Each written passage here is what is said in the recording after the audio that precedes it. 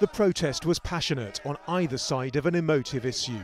On Friday, the UK Parliament debated legislation allowing doctors to prescribe a lethal dose to a terminally ill patient who's requested it and has less than 6 months to live.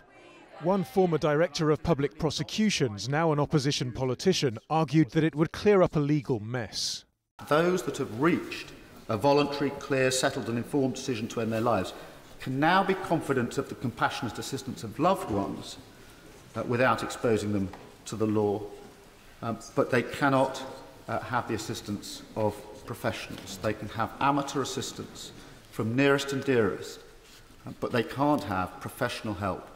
Leslie Close is a firm believer in what she calls assisted dying. Her brother John was once a keen marathon runner, but in 2001 he was diagnosed with motor neurone disease.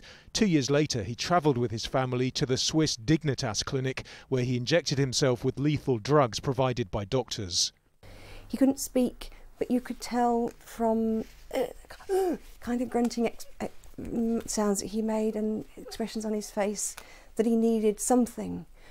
But he didn't want to get to the point where he couldn't even do that, where he couldn't tell you that his nose itched or that he needed to go to the lavatory, that life would become just a timetable at somebody else's command.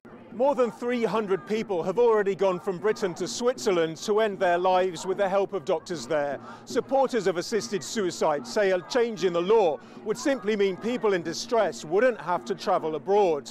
But opponents say it would mark the start of a slippery slope. This member of the campaign group Care Not Killing is also a medical doctor. I've had 2 or 3 patients come up to me and say, "Will you help me do away with myself, doctor?" And I say no on 2 grounds. Firstly, I'm a Christian. Secondly, I'm a doctor.